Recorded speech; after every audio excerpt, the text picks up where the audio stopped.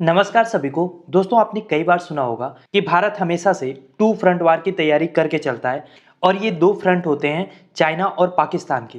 लेकिन जिस तरीके से बांग्लादेश के साथ भारत के रिश्ते लगातार बिगड़ रहे हैं, या यूं कहें, जब से मोहम्मद यूनुस ने बांग्लादेश की कमान संभाली है, ऐसा लग रहा है कि अब हमें बांग्लादेश को तीसरा फ्रंट मानना ही होगा। क्योंकि लगातार जिस तरीके से भारत की नेशनल सिक्योरिटी को लेके या जो हमारे ईस्टर्न स्टेट हैं उसके अगेंस्ट जाके बांग्लादेश कुछ ना कुछ स्टैंड ले रहा है, कहीं पे कुछ बोल रहा है, कहीं कोई सांकेतिक सिंबल आ रहा है। इससे हो ये रहा है कि जो नई दिल्ली और ढाका के बीच में ऑलरेडी पतली सी डिप्लोमेटिक डोर है, उस पे तनाव और बढ़ रहा है। और इसी को लेके भारत के रक्षा मंत्री ने अभी हाल में ही बांग्लादेश की जो अंतरिम सरकार के मुख्य सलाहकार या यूं कह ले इस समय हेड है मोहम्मद यूनुस, उनको एक स्पष्ट संदेश दिया है। हमारे रक्षा मंत्री ने कहा है कि यूनुस को अपने शब्दों का ध्यान देना चाहिए। उन्होंने आगे स्पष्ट भी किया कि भारत बांग्लादेश के साथ किसी तरीके का टिप यानी टकराव या मनमुटाव नहीं चाहता है, बल्कि हम क्या चाहते हैं, हम मैत्रीपूर्ण और सहयोगात्मक संबंध चाहते हैं। लेकिन उन्होंने ये भी साफ किया कि भारत अपनी सोवरेंटी और अपनी इंटीग्रिटी यानी अपनी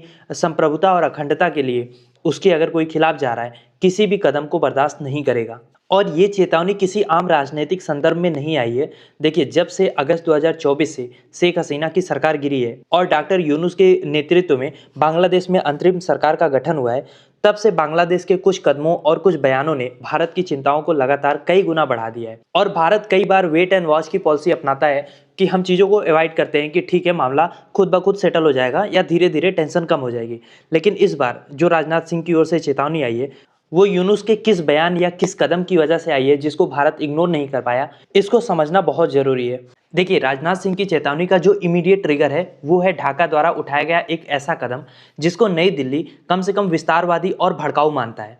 दरअसल डॉक्टर मोहम्मद यूनुस ने हाल ही में पाकिस्तान और टर्की दोनों के डेलीगेशन को एक विवादास्पद आर्ट बुक भेंट की जिसका नाम है आर्ट ऑफ द ट्रैप। और इस आर्ट बुक के अंदर कुछ ग्राफिटी और कुछ आर्ट वर्क ऐसे शामिल हैं जो कथित तौर पे ग्रेटर बांग्लादेश की एक काल्पनिक और कट्टरपंथी विचार को दर्शाते हैं। खैर, हमें यानी कि भारत को इससे लेना देना नहीं कि बांग्लादेश में बहुत ज़्यादा कट्टरपंथी बढ़ती है या क्या कुछ होता है। इसके लिए राजनाथ सिंह इतना बड़ा बयान नहीं देते। दरअसल बात यह है कि इनके ग्रेटर बांग्लादेश की कल्पना में भारत के जो नॉर्थ ईस्ट स्टेट्स हैं उनके कुछ बड़े हिस्से जैसे असम, मेघालय और त्रिपुरा को बांग्लादेश का हिस्सा दिखाया गया है। तो आप समझ सकते हैं कि भारत की ओर से प्रतिक्रिया तो आनी ही थी, क्योंकि ये कोई छोटी मोटी गलती नहीं है। एक देश का हेड जो बाकायदा नोबेल पुरस्कार विजेता भी रहा है, वो आधिकारिक रूप से अपने यहाँ पे दो देशों के डेलीगेशन को एक विभाजनकारी और अखंडता विरोधी यानी कि जो हमारी सोवरेंटी है उसके अगेंस्ट जाता है और अंतर्राष्ट्रीय मंचों पे इसको प्रमोट करता है, तो भारत इसे अपने खिलाफ एक सीरियस डिप्लोमेटिक प्रोवोकेशन मानेगा ही। और उसी का नतीजा है कि राजनाथ सिंह की ओर से यूनुस को इतना कड़ा जवाब दिया गया, या यूं कहें कि इतनी कड़ी प्रतिक्रिया भारत की ओर से आई। और ऐसा नहीं है कि यूनुस साहब की ये कोई पहली गलती है। इससे पहले भी मार्च 2025 में यूनुस ने एक बयान दिया कि बांग्लादेश जो भारत के लैंडलॉक हमारे नॉर्थ ईस्ट के राज्य हैं उनके लिए एकमात्र गार्जियन है ओशन की ओर से यानी समुद्र की ओर से।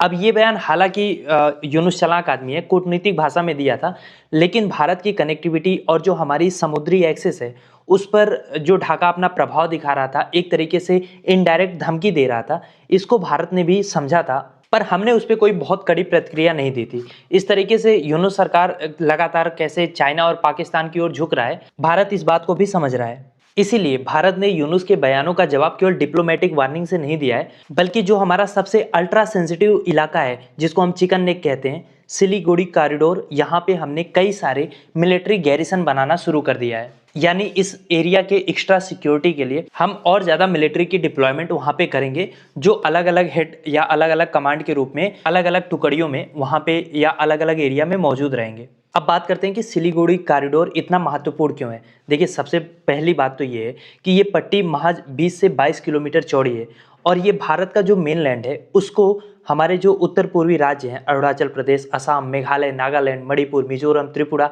इन सब से मेनलैंड इंडिया को जोड़ता है। और महज 22 किलोमीटर चौड़ी इस पट्टी पे रेलवे भी है, सड़क मार्ग है, नेशनल हाईवे 27, ऑयल गैस की पाइपलाइन भी है। कल को अगर इस लिंक को, इस 22 किलोमीटर की पट्टी को काटने की कोशिश कोई करता है या ये करता है, तो तो हमारा पूरा नॉर्थ ईस्ट एक तरीके से ब्लॉकेड हो जाएगा। और ये 22 किलोमीटर की पट्टी हर ओर से किसी ना किसी देश से घिरी हुई है। पश्चिम में इसके नेपाल है, पूर्व में बांग्लादेश है, उत्तर में भूटान और चाइना की सीमाएं हैं।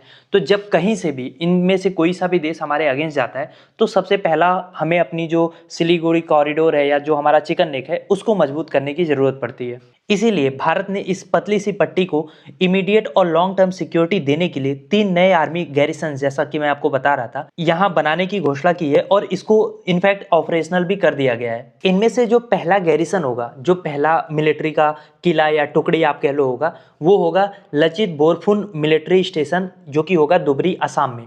अब इसका जो मेन ऑब्जेक्टिव होगा वो ये कि जो नदी मार्गों के माध्यम से अगर कोई इलीगल इन्फिल्ट्रेशन या तस्करी या किसी भी तरीके का सैन्य घुसपैठ होता है तो उसकी रियल टाइम निगरानी हो सके। ऐसे ही दूसरा होगा किशनगंज, बिहार में। इसका मेन उद्देश्य ये होगा कि आपात स्थिति में सैनिकों को गोला बारूद और उपकरणों को मिनटों में कॉरिडोर के माध्यम से किसी भी बिंदु तक पहुंचाया जा सके। और जो तीसरा गैरिसन है चोपड़ा यानी पश्चिम बंगाल में, इसका मेन ऑब्जेक्टिव हुई सीधे तौर पे कॉरिडोर के मुख्य हिस्से को सुरक्षा प्रदान करना है ताकि दुश्मन किसी भी सडन एक्शन से इस इलाके को काटने की कोशिश ना कर सके। तो आप समझ सकते हैं कि ये जो गैरिसन की तैनाती भारत कर रहा है ये दरअसल एक संकेत है कि अब हम किसी देश के गुडविल पे निर्भर नहीं है, बल्कि हमारे पास अपना क्रेडिबल डिफरेंस है। और ये एक तरीके का असर्टिव सिग्नल भी है कि अगर बांग्लादेश या उसके पीछे कोई भी ताकत, चाहे चाइना हो या पाकिस्तान, इस चिकन नेक को वाकई में चिकन का नेक समझने की गलती करता है तो उसको इमीडिएट और रोबस्ट जवाब दिया जाएगा।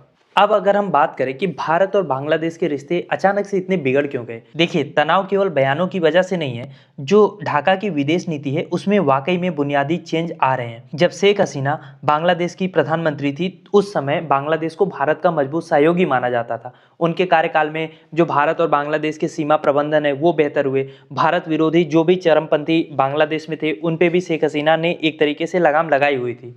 लेकिन जब से यूनुस सरकार पावर में आई है, कहने को तो ये लोग नॉन अलाइनमेंट यानी किसी की ओर ना जाने वाली नीति का आह्वान करते हैं, लेकिन व्यवहार में बांग्लादेश इस समय चाइना और पाकिस्तान जैसे देशों के साथ अपने गहन संबंध को स्थापित करने पर जोर दे रहा है।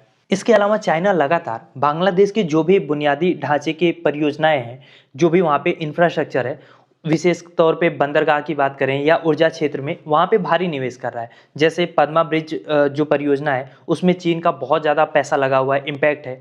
अब भारत को डर ये है कि ढाका जिस तेजी से बीजिंग के डेट ट्रैप में फंसता जा रहा है, जैसे पाकिस्तान फंसा हुआ है, उससे होगा ये कि चाइना को बांग्लादेश से बहुत ज़्यादा मिलिट्री और इकोनॉमिक लेवरेज मिलना शुरू हो जाएगा, जो भारत के लिए अलार्मिंग होगा। इसके अलावा भारत और बांग्लादेश के संबंधों में तीस्ता नदी के जल बंटवारे को लेके भी एक विवाद है और इसको लेके अभी तक कोई डील साइन नहीं हुई है।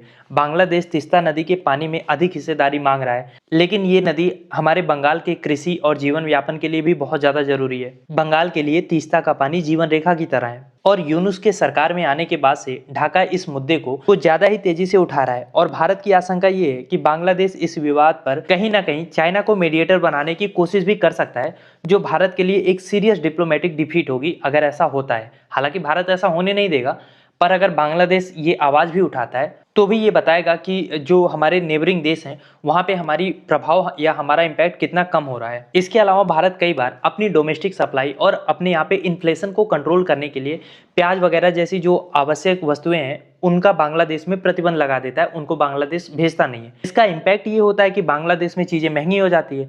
अब यूनुस क्योंकि काफ़ी हद तक ऐसे ही एंटी इंडिया स्टैंड रखते हैं तो वो इसको बांग्लादेश में जनता के बीच भारत विरोधी भावना के रूप में यूज करते हैं कि देखो भारत सरकार जानबूझ के ऐसा कर रही है। देखिए वर्तमान समय की सबसे बड़ी चुनौती ये है कि यूनुस सरकार बांग्लादेश की जो घरेलू राजनीति है उसमें खुद को लेजिटिमेट साबित करने के लिए बार बार भारत विरोधी राष्ट्रवाद का सहारा ले रहे हैं। इसीलिए भारत की जो नेबरहुड फर्स्ट पॉलिसी है, अगर इसको सफल होना है तो ये आवश्यक है कि ढाका को एक स्पष्ट मैसेज जाए, जो ये विस्तारवादी सपने देख रहा है कि हमारे राज्यों को ये कब्जा कर लेंगे, मैप बना रहे हैं, इनफैक्ट चाइना और पाकिस्तान के करीब जा रहे हैं, ये एक रिस्की रास्ता है और इससे इवेंचुअली बांग्लादेश की जो आर्थिक सुरक्षा है, जो उसकी क्षेत्रीय शांति है, उसको नुकसान पहुंचेगा। और इसके साथ साथ भारत ने जो अपनी सिलीगुड़ी कॉरिडोर है, जो हमारा चिकन नेक है, उसको जिस तरीके से हमने उसकी किलाबंदी की है गैरिसन बना के, ये केवल सैन्य तैनाती नहीं है, ये ढाका के लिए एक कठोर चेतावनी भी है कि हम दोस्ती तो चाहते हैं, लेकिन जब बात हमारी अपनी सीमाओं की सुरक्षा की आएगी तो उसको सर्वोपरि रखा जाएगा। खैर, आप क्या सोचते हैं इस टॉपिक के बारे में?